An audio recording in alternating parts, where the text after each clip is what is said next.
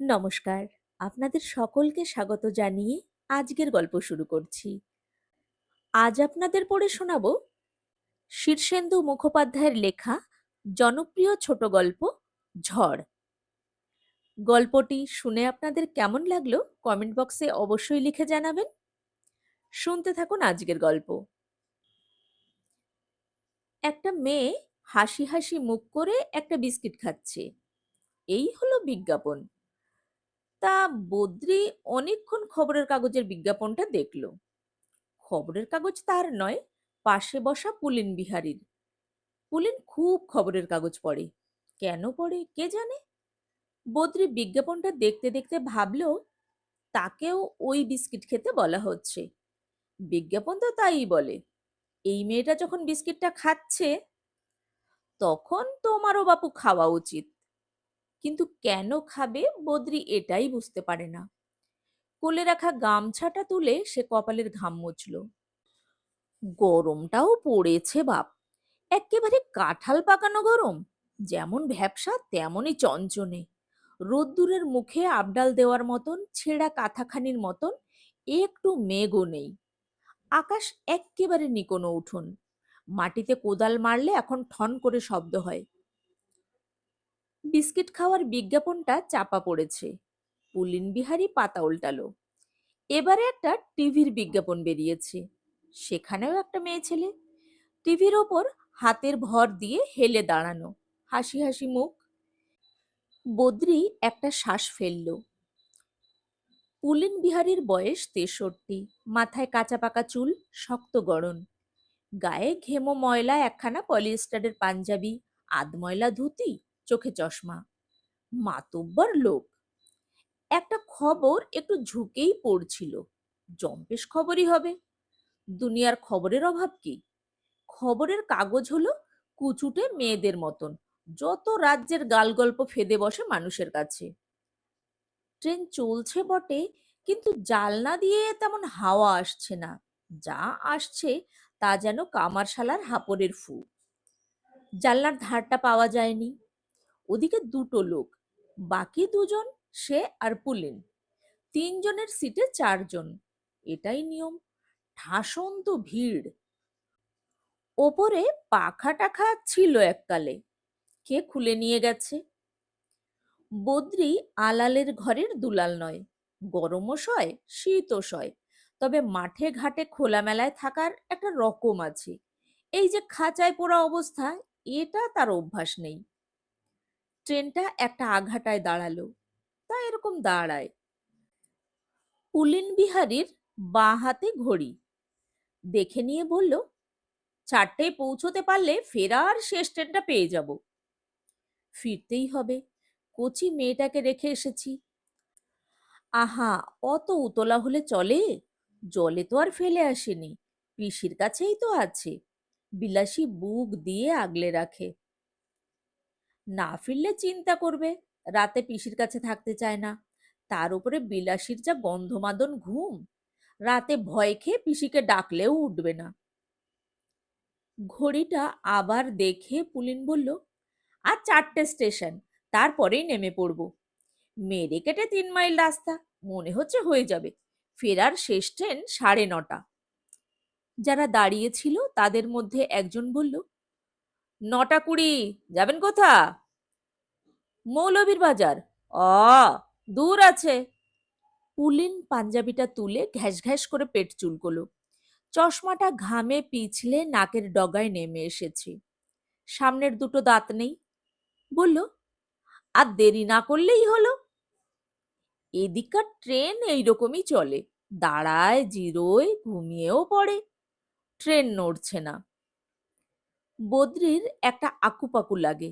গরম, ঘাম, ভিড় সব সহ্য হয়, কিন্তু দেরিটা ভোগাবে। তেমন দেরি হলে বদ্রি ঠিক করেই রেখেছে, দাইহাটা স্টেশন থেকে ফিরতি ট্রেন ধরবে। বিলাসী শ্বশুরবাড়ি থেকে মোটে আসতে চায় না। সেখানে বিরাট সংসার, অনেক বুঝিয়ে সুঝিয়ে আনিয়েছে। কালই তার রওনা হওয়ার কথা। আর মেয়ে নন্দরানীর বয়স মোটে 3। বিলাসীর 3টে মেয়ে, একটা ছেলে। দিনের বেলায় নদু ওদের সঙ্গে বেশ থাকবে। তবে রাত হলে তার বাপকে চাই। মা মরা মেয়ে, বাপের বড্ড নেই আকড়া। বাপের দিক থেকে একটা একরকমের ভাবনা থাকে, আর মেয়ের দিক থেকেও আর এক রকমের ভাবনা আছে। এমনও হতে পারে মেয়ে বাপের কথা তেমন ভাবছে না, যেমনটা মেয়ে ভাবছে বলে মনে করছে তেমনটা নয়। পুলিন্দা, কি হবে? পুলিন একটা ময়লা রুমালে নাক মুছল, চশমাটা ফের নাকে বসিয়ে বলল, অত ভাবছিস কেন? খবরের কাগজটা ভাঁজ করে একটু হাওয়া খাওয়ার চেষ্টা করলো পুলিন। পুলিন বিহারীর পিচ টান তেমন নেই। গায়ের মাতুব্বর হলে কি হয়, বাড়িতে বিরাট সংসারে তেমন পোছে না কেউ। ছেলেরা লায়েক হয়েছে, মেয়েদের বিয়ে হয়ে গেছে। পুলেন বিহারীও নানা কাজে বারমুখ, যেখানে সেখানে দেহখানা রাখলেই হয়। ২-৪ দিন তার খোঁজও হবে না। পুলিন বলল, কাজটা আসল না ফেরাটা আসল? ভারী তো কাজ, বলে বদ্রি মুখ ফিরিয়ে নেয়। কে একজন বিড়ি ধরিয়েছে, তার ঝাঁঝালো গন্ধ আসছে এদিকে। এই দমবন্ধ অবস্থায় বিড়ির গন্ধ যেন আরো গরম করে দিল কামরাখানা। চারিদিকে অনড় ভিড়, তবে গোলমালটা কম। গরমে হাঁফসে গিয়ে লোকের আর কথা বলার মতন দম নেই। শুধু কয়েকটা ছোটখাটো গালিগালাজ আর রেল কোম্পানির করেছে গোছের কয়েকটা কথা কানে এলো। গাড়ি একটা স্তিমিত ভো দিয়ে অবশেষে ছাড়ল। পুলিন ঘড়ি দেখে বলল, হয়ে যাবে। কি হয়ে যাবে? সময় থাকবে হাতে, ভাবিসনি। আরো 4টে স্টেশন, তার মধ্যে কত কি হয়ে যেতে পারে। পুলিন মুখটা কুঁচকে বাইরের দিকে চেয়ে রইল। আজ রোদটাও উঠেছে, চারদিকটা যেন স্টিলের বাসনের দোকান হয়ে আছে। পরের স্টেশনটা কাছেই ছিল। থামতেই কিছু লোক নামায় কামরাটা কিছুটা হালকা হলো। জালনার দিকে দুটো লোক উঠলো বটে, কিন্তু বদ্রি ওদিকে এগোলো না। তেরছা হয়ে রোদ পড়েছে জালনা দিয়ে। ঝালমুড়ি, শশা আর দাঁতের মাজনের ফিরিওয়ালারা হেদিয়ে পড়ে নেমে গেছে। একটা বাচ্চা চাওয়ালা উঠে হাঁক মারছিল। পুলিন বলল, চা খাবি? খুব বাবা, এই গরমে চা? বিষে বিষক্ষয়। আমার দরকার নেই, তুমি খাও। পুলিন চা নিল, চুমুক মেরে বলল, আগে অটো রিক্সা সব যেত, রাস্তাটা ২ বছর আগে এমন ভাঙলো যে আর কিছুই যায় না। দেশের অবস্থা যে ক্রমে খারাপ হচ্ছে এটা জানে বদ্রি, তবে তাতে বিশেষ আসেও না, যায়ও না। সে উদয়াস্ত খেতে পড়ে থাকে, শরীরখানা পাত করে, তবে অন্ন জোটে বরাবর। এ অবস্থার ভালোও নেই, মন্দও নেই, চলে যায়। খরা বন্যা হলেই যা বিপদ। পরের স্টেশনে দুর্দার লোক নামতে লাগলো দেখে বদ্রি একটু অবাক হলো। পুলিন বলল, আজ হরিপুরের হাট, চৈত্র সংক্রান্তির মেলাও বসেছে কদিন হলো। হরিপুরের জন্যই ভিড়, নইলে এ ট্রেন তো ফাঁকা যায়। বড্ডই ফাঁকা হয়ে গেল। গরমটাও যেন খানিক উড়ে গেল খোলা বাতাসে। পুলিন চায়ের ভাঁড়টা এতক্ষণ ফেলেনি, হাতে ধরেছিল। এবার সেটা জালনার বাইরে ছুঁড়ে ফেলে দিয়ে বলল, তোর কপালটা ভালো বুঝলি, বিয়েটা যদি লেগে যায় দেখবি কপাল খুলে যাবে। ভালো তো লক্ষণ দেখছি না, যাত্রাটাই খারাপ হলো। ট্রেন যা লেট মারছে, স্টেশন থেকেই না ফিরতে হয়। কথাটা গ্রাহ্য করল না পুলিন। বলল, স্বয়ং কাত্যায়নীর সংসার, বুঝলি তো, এক ছটাক বাড়িয়ে বলা নয়, এ তল্লাটের সবাই জানে। অজাপুর থেকে বউ এলো, ১৩ বছর সবে বয়স, একেবারে লক্ষ্মী প্রতিমা। গায়ে ঢুকতেই ২ বছরের খরা কেটে বৃষ্টি নামলো, গাছে গাছে ফলন। বউ যেখান দিয়ে যায় যেন লক্ষ্মীর পায়ের ছাপ পড়ে। ভাসুরকে ভাত দিতে গিয়ে বিপত্তি, ঘোমটা পড়ে গেল। ২ হাত জোড়া, কি করে? সবাই দেখতে পেল, বউ আর এক জোড়া হাত বের করে ঘোমটা তুলে দিল মাথায়। ও গপ্প আগে শুনেছি। ও বলেছে নাকি তোকে? তুমি বলনি? অন্য এক বউ সম্পর্কে এরম আর একজনকেও বলেছিল। ও যে এই বউয়েরই গপ্প, ৫ মুখে ছড়িয়েছে, এ তল্লাটে সব্বাই জানে। তা না হয় হলো, কিন্তু সে তো পুরনো কাসুন্দি। তোমার খুড়োর মেয়ে তো আর সে নয়। ওরে, ওনারা যে পরিবারে আসেন সেই পরিবারটাই জাতে উঠে যায় কি না, ওর একটা ধারা থাকে। কতকাল আগেকার কথা সব, ওর ধারা নেই গোপুলিন্দা। তাই ১-১৫০ হবে, এমন কিছু বেশি দিনের কথা নয়। ধর আমার বাবার বয়স ধরলাম, কিন্তু তাতেও সুবিধে হচ্ছে না। যদি সেই ধারাই হবে, তাহলে আমাকে পাত্তর ঠাউরাচ্ছ কেন, হ্যাঁ? পুলিন গোফের ফাঁকে একটু হাসলো। কেন? তুই কি খারাপ পাত্তর? ১৫ বিঘে জমি, ২ বিঘের মাছের পুকুর, বাড়িতে অতগুলো ফলন্ত গাছের বাগান। পাথরের আর কিছু লাগে না বুঝি? আর কি লাগে? কেন? চরিত্রের, পেটে বিদ্যে, বংশগৌরব। তোর কি চরিত্রের খারাপ? বিদ্যেটাও ধর বাংলাটা জানিস, ইংরেজিতে নামসই কম নাকি? হারাধন বিশ্বাসের নাতি, বংশই কি ফেলনা? স্টেশনগুলো পটাপট পেরিয়ে এলো তারা। পুলিন একটু হুটোপাটা করে উঠল। ওরে নাম নাম, সামনের স্টেশনে গাড়ি ধীয়ে এলো। নেমে পড়ল তারা। পুলিন ঘড়ি দেখে একগাল হেসে বলল, দেরি করেনি রে, 4:05। হেসে খেলে 9:30টার গাড়ি পাবো। তোমার 3 মাইল যদি 4 বা 5-এ দাঁড়ায়, তাহলে অন্য কথা। ওরে না না, অত নয়। উদম মাঠের ভিতর দিয়ে পথ। পাকা না হলেও রাস্তাটা পাথরকুচের ছিল বটে, তবে বহুকাল সারানো হয়নি, ভেঙে টেঙে একসা। পুলিন বলল, এইবার রাস্তাটা স্যাংশন হয়েছে, সারানো হবে। সামনের বছর যখন জামাই ষষ্ঠীতে আসবি, তখন পাকা রাস্তা দিয়ে অটোয় চেপে হাসতে হাসতে গোফে তা দিতে দিতে আসবি, বুঝলি? গাছে এখন কাঁঠালের ফুলটিও আসেনি গো, গোফে তা দিয়ে কি হবে? দ্বিতীয়বার ছাদনাতলায় বসার ইচ্ছে নেই গো মোটে, তুমি ধরে নিয়ে এলে বলে আশা। নদুকে আমি সৎ মায়ের হাতে দেব ভেবেছ নাকি? আচ্ছা আচ্ছা, আগে দেখ তো। কাকা বলে ভাবিসনি যে বুড়ো, বাবার পিসির ছেলে। বয়স আমার চেয়েও 5 বছর কম। তারই দ্বিতীয় পক্ষের কনিষ্ঠা। 15-16-র বেশি হবে না। সবই জানে বদ্রী। পুলিন একবার নয় বহুবার বলেছে, বলে বলে কান ঝালাপালা করে দিয়েছে। তাই বাঁচার জন্য আসা। একবার দেখে নাকচ করে দিলেই হবে। বিয়ে বসতে বড় বয়েই গেছে বদ্রীর। মেয়েটার জন্য গায়ের শোভা খুঁড়ির সঙ্গে বন্দোবস্ত হয়ে আছে। বদ্রী যখন মাঠে যায়, খুঁড়ি এসে দেখে। বছর 5-এক বয়স হলে তখন আর খবরদারের তেমন দরকারও হবে না। 5টা গায়ের মেয়ের সঙ্গে খেলবে ধুলবে, বড় হয়ে যাবে। বদ্রের তখন ঝাড়া হাত পা। বিয়ে আর নয়। 30-32 বয়স হলো তার। আর দরকার কি বিয়ের? পুলিন বিহারী আগড়ম বাগড়ম বলতে বলতে পথ হাঁটছে আগে আগে, পিছনে বদ্রী। ঘরটাও পাওয়া গেছে পাল্টি, একেবারে যেন তোর জন্য পাঠিয়েছে ভগবান। বদ্রী জবাব দিচ্ছে না। হাঁ করলেই গলা বুক শুকিয়ে যাচ্ছে, এমন গরম। প্রথম গা গোবিন্দপুর, দ্বিতীয় সোনাডাঙ্গা, 3 নম্বর মৌলবীর বাজার। আন্দাজ আছে বদ্রের 3 মাইলই হবে। মৌলবীর বাজার যেন মরুভূমির মধ্যে একখানা দ্বীপ। বড্ড গাছপালা চারিদিকে, ধূলিধূসর ভাবটা নেই। কেন জানিস তো?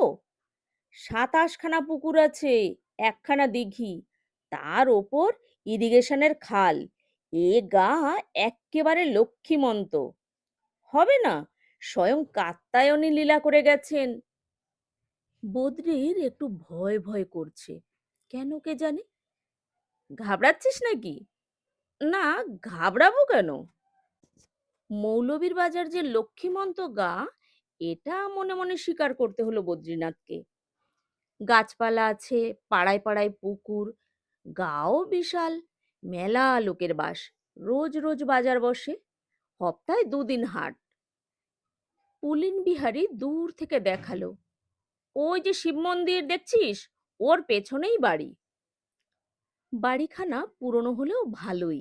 পাকা দেওয়াল, মেঝে, ওপরে টিনের চাল, মস্ত উঠোন, 3টে ধানের গোলা, সবজি বাগান, নারকোল আর সুপুরির গাছ আছে।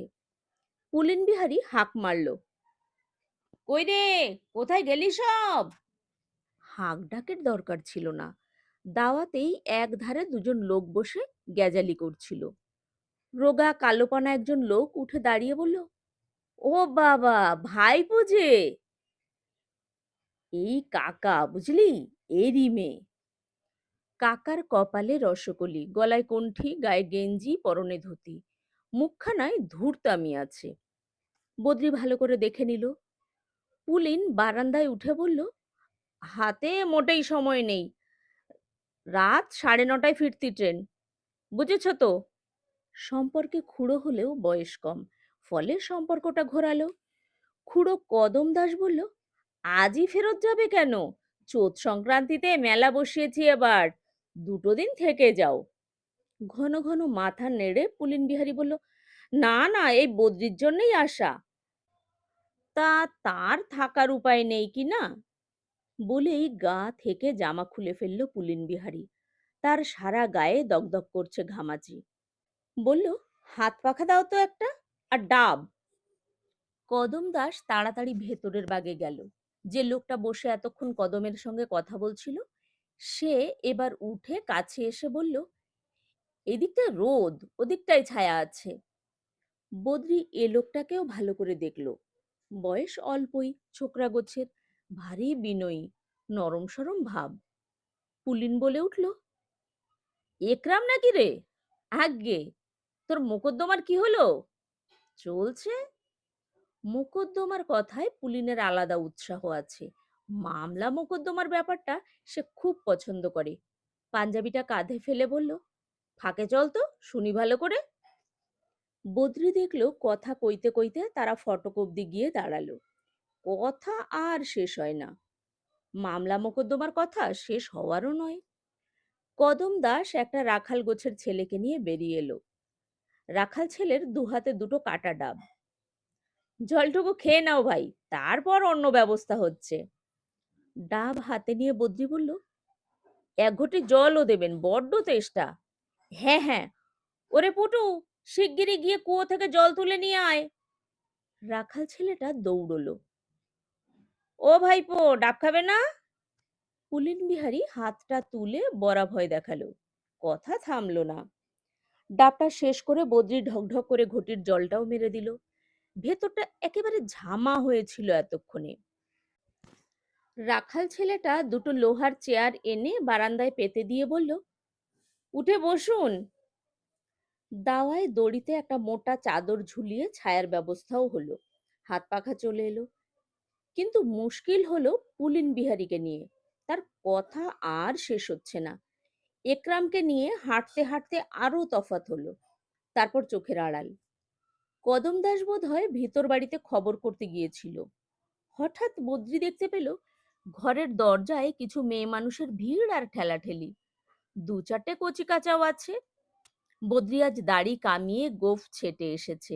গায়ে একখানা সবুজ পাঞ্জাবি, পরনে তাঁতের ধুতি। ঘামে একটু দুমড়ে মুচড়ে গেলেও পোশাক খারাপ নয়। বদ্রি পেছন দিকে আর তাকালো না। হাত পাখায় বাতাস খেতে খেতে বেয়াক্কেলে পুলিন বিহারীর 14 পুরুষ উদ্ধার করছিল মনে মনে। বিপদের মুখে ফেলে কোথায় যে হাওয়া দিল। কাণ্ডজ্ঞান বলে যদি কিছু থাকে, বদ্রিকে একটা লজ্জার অবস্থায় ফেলে একরকম চলে যাওয়াটা কি ভালো হলো? রাখাল ছেলেটা একখানা আগাম টুল মুখোমুখি পেতে দিয়ে চলে গেল। তাতে এসে বসলেন একজন রোগা মতন বুড়ো মানুষ। তার সাদা গোঁফ, গায়ে গেঞ্জি, গায়ের রং তামাটে। গলায় একটু চাপা কফের শব্দ হচ্ছে, মুখে একটু আপ্যায়নের হাসি। বাবা জীবনের কথা খুব শুনেছি বিপিনের কাছে। এসব কথার জবাবে কি বলতে হয় তা বদ্রি জানে না। তার একবারই বিয়ে হয়েছিল, তাতে মেয়ে দেখবার ঝামেলা ছিল না। মেয়ে দেখে রেখেছিল জেঠিমা। দিন ঠিক হলে সেই দিন ক্ষেত থেকে একটু সকাল সকাল ফিরে বরযাত্রীদের সঙ্গে রওনা হয়ে পড়েছিল। পাশের গাঁয়ের মেয়ে, ট্যাং ট্যাং বাজনা বাজিয়ে বিয়ে হয়ে গিয়েছিল। ঝুটঝামেলা ছিল না। টানা 5 বছর সংসার। এই বছর দেড়েক আগে বাসন্তীর কি এক রোগ হলো, ধরাই গেল না। পেটে ব্যথা বলে যখন তখন অজ্ঞান হয়ে যেত। ডাক্তার দেখে ওষুধও দিত। তারপর বাড়াবাড়ি হওয়ায় শহরের হাসপাতালে নিয়ে গেল। তখন শেষ অবস্থা। ডাক্তার বলল, দেরি করে ফেলেছেন, অ্যাপেন্ডিক্স বাস্ট করে গেছে, নইলে আজ এই ঘেমো দুপুরে এই ঠেঙিয়ে আসা হতো না। বুড়ো একটা দীর্ঘশ্বাস ফেলে বলল, এ বংশের মেয়ে যে সংসারে যায়, সেই সংসার সুখে এক্কেবারে খুলে পড়ে, বুঝলে? স্বয়ং কাত্যায়নী এ সংসারে এসেছিল তো, আমার প্রপিতামহের আমলে, বুঝলে? খুব রোখাচোখা পুরুষ ছিলেন, আবার দেবদ্বিজে ভক্তি ছিল খুব। তা আমার প্রপিতামহী এলেন, নামেও কাত্যায়নী, কাজেও কাত্যায়নী। আগে সে গল্প শুনেছি, সবাই জানে কি না, এ বংশের খুব নাম। তা তোমার কটি ছেলে পুলে? একটি মেয়ে, 3 বছর বয়স। ভালো হাতে পড়বে, সৎ মা বলে ভাবতেও পারবে না কখনো। খুব ঘামছে বদ্রি। আরো জনা কয় এসে আশেপাশে দাঁড়িয়েছে। তাদের মধ্যে একজন বেশ জাদ্রেল চেহারার মহিলাও। লজ্জায় সংকোচে তাকাতে পারছে না বদ্রি। এদিকে ভিড় হওয়াতে বাইরের হাওয়া আসতে পারছে না, গরম হচ্ছে। জাদ্রেল মহিলাও হঠাৎ বললেন, ওরে খুবলো, বাতাস কর না, কত দূর থেকে এসেছে, গরম হচ্ছে। খুবলো একটা বছর 15-16 ছেলে, পাখাটা নিয়ে টেনে বাতাস করতে লাগলো। উৎসাহের চোটে দু একবার ফটাস ফটাস করে পাখার চাটিও লাগিয়ে ফেললো মাথায়। মাথাটা একটু নামিয়ে নিল বদ্রি। এরা যে কার কে হয় তা বুঝতে পারছে না সে, বোঝার অবশ্য বিশেষ দরকারও নেই। তার এখন লক্ষ্য হলো রাত 9টা 20 শেষ ট্রেনটা ধরা। মেয়েটা বাপ ছাড়া থাকতে পারবে কি? মেয়ে দেখতে এসেছে সে, উল্টে তাকেই হা করে দেখছে সবাই। মাথাই তুলতে পারছে না বদ্রীনাথ। জাদ্রেল মহিলারও হাতখানা দেখতে পাচ্ছিল বদ্রী। হাতে শাখা আছে, নোয়া আছে। সধবা, কার বউ কে জানে। কদম দাস ব্যস্ত পায়ে এসে জাদ্রেল মহিলাকেও বলল, তোমাদের হলো? এরা সব রাতের ট্রেনে ফিরবে যে। জাদ্রেল বলল, আহা, ফিরবে তো কি, দেরি আছে, 6টা বেজে গেছে কিন্তু। বদ্রির হাতে ঘড়ি নেই। 6টা শুনে তার একটু চিন্তা হলো। 3 মাইল রাস্তা অন্ধকারে হাঁটতে হবে, গাড়িটা পেলে হয়। পুলিন বিহারীর ভাবগতিক ভালো ঠেকছে না তার। পুলিনের ফেরার ঠেকা নেই, তার আছে। ভিড়ের ভেতর থেকে আর একটা শাখাপলা পরা কালো আর রোগা হাত এগিয়ে এলো। হাতে একখানা কাঁসার রেকাব, তাতে মিষ্টি, সঙ্গে 1 গ্লাস জল। খাও বাবা। খিদে আছে, রেকাবটা হাত বাড়িয়ে নিলও বদ্রি। কিন্তু এত জনার চোখের সামনে খাইবা কি করে? এ তো বড় অসুবিধার মধ্যেই পড়া গেল। সে বলল, পুলিন্দা আসুক। কদম ব্যস্ত সমস্ত হয়ে বলল, তাই তো, ভাইপোকে তো দেখছি না, গেল কোথায়? ওরে ও পটু, একটু রাস্তায় গিয়ে দেখ তো বাবা, বড় বেয়াক্কেলে লোক, ডেকে আন। ছোড়াটা দৌড়ে গেল। বদ্রি বসে রইল চুপ করে, হাত পাখা চলছে, তবুও ঘামছে। গামছাটা ব্যাগে ঢুকিয়ে নিয়েছিল, কিন্তু এদের সামনে সেটা বের করা যাচ্ছে না, লজ্জা হচ্ছে। পুলিন বেশি দূর যায়নি, এসে গেল। আগর ঠেলে ঢুকতে ঢুকতেই বললে, ওরে বাবা, উকিলের ওপর ছেড়ে দিলে কি আর মামলা জেতা যায়? তদবির হলো আসল কথা। উকিলের কি, দক্ষিণাটি নিয়ে কথা কয়ে ছেড়ে দেবে, পয়েন্ট দিতে হবে না। ভিড় ঠেলে গন্ধমাদনের মতন বারান্দায় উঠে পুলিন বলল, এহ, এ যে বাদর নাচের ভিড় লাগিয়েছিস তোরা, সর সর, বাতাস আসতে দে। তাকেও একটা রেকাব ধরানো হলো। পুলিন খেতে খেতে বলল, একরামকে জোরালো কয়েকটা পয়েন্ট ধরিয়ে দিয়েছি, খুব খুশি। খাওয়া দাওয়া মিটতেই কদম বলল, এবার যে একটু ঘরে আসতে হচ্ছে, একটু গরম হবে ঘরে, কিন্তু বারান্দায় তো আর পাত্রী দেখানো যায় না। পুলিন বলল, আহা, বাইরে কি গরম কম নাকি?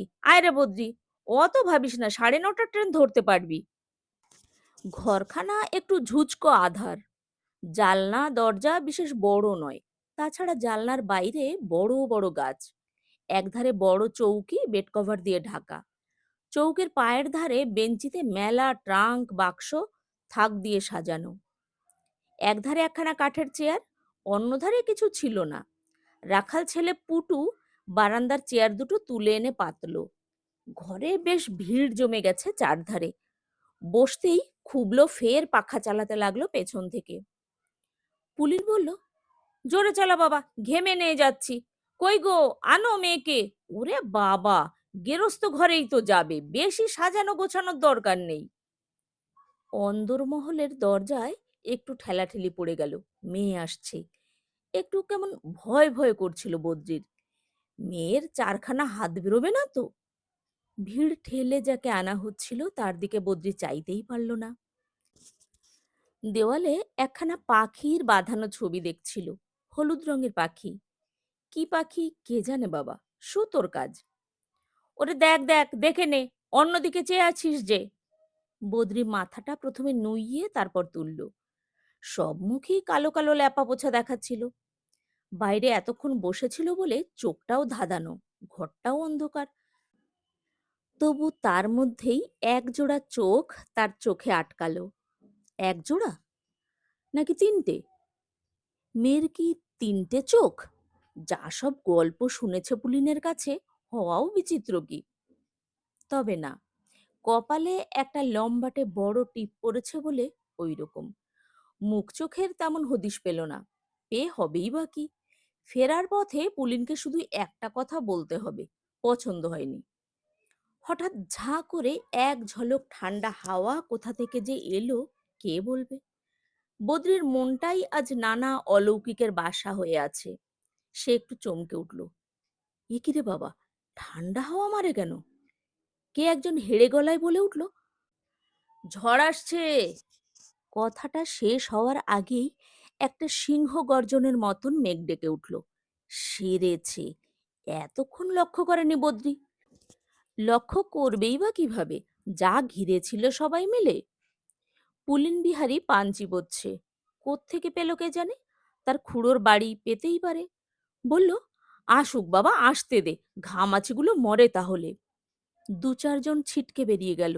ঝড় এলে গেরস্ত বাড়িতে কিছু সাড়া তাড়া থাকে।